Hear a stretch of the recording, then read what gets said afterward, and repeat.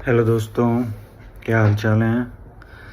आज मैं बात करूंगा आपसे अपने आपने देखा होगा आजकल दिल्ली एनसीआर में और जो भी नॉर्थ का एरिया है बेसिकली वहाँ पे पॉल्यूशन बहुत ज़्यादा हो रहा है during this week of the year, जो कि हम जिसे लास्ट क्वार्टर कहते हैं या फिर लास्ट के 3 मंथ्स कहते हैं साल के। उसमें आपने जनरली देखा होगा या दिवाली के आसपास आपने देखा होगा कि AQI बहुत बढ़ जाता है। उसका रीज़न क्या है?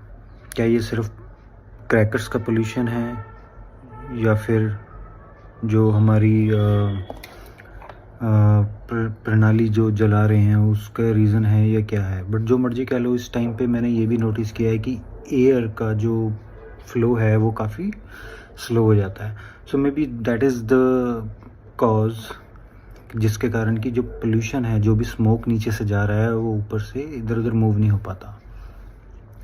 जब वो मूव नहीं हो पाता तो वहीं पे वो स्टेबल हो जाता है, वो एक्यूमुलेट होता जाता है डे बाय डे, और वो AQI लेवल इंक्रीज़ कर देता है, जिसमें हमारा पोल्यूशन लेवल भी होता है, जो कि डेली बेस पे इतनी कार्स, इतनी व्हीकल्स इतना स्मोक छोड़ते हैं, पोल्यूशन छोड़ते हैं। उसके लिए डीजल वाले हैं, पेट्रोल वाले हैं, या जो भी हैं, तो वो इतना पोल्यूशन छोड़ते हैं कि उसका सबका वो एक्यूमुलेट होता है। प्लस उस पर फेस्टिवल का थोड़ा सा, ऑब्वियसली वो तो चाहे 1 या 2 दिन का ही होता है। आई विल नॉट से कि it's because of the crackers, because वो 1 या 2 दिन का होगा, इससे ज़्यादा नहीं होगा।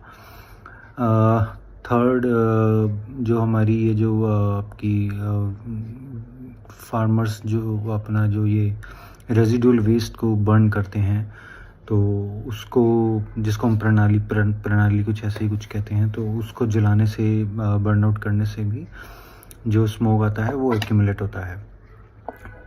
तो उस कारण से ये सब जो है AQI का लेवल काफ़ी इंक्रीज़ हो जाता है इन एरियाज़ में। अब चक्कर ये है कि ये इंक्रीज़ तो हो जाता है, और हम पिछले कुछ सालों से देख रहे हैं कि ये बढ़ता ही जा रहा है। हर साल ये AQI लेवल कभी 700 के पास जाता है, कभी 800 के नियर बाय जाता है। ऑलमोस्ट 5 के आसपास तो रहता ही रहता है फॉर अ मंथ ऑलमोस्ट। तो अब इस केस में हम क्या कर सकते हैं अपने आप को हेल्दी रखने के लिए, सो दैट ये जो स्मोक है ये हमारी हेल्थ पे इफ़ेक्ट ना करे। ऑब्वियसली ये वीडियो उन लोगों के लिए है जो एकदम हेल्दी हैं, on those who want to stay healthy from this increased AQI level. जिनको कुछ वैसे ही प्रॉब्लम्स हैं, ब्रीदिंग इश्यूज़ हैं, या कुछ और एनी रेस्पिरेटरी या कुछ भी इश्यूज़ हैं ब्रीदिंग की, तो आई वुड सजेस्ट कि वो डॉक्टर को कंसल्ट करें। Do not refer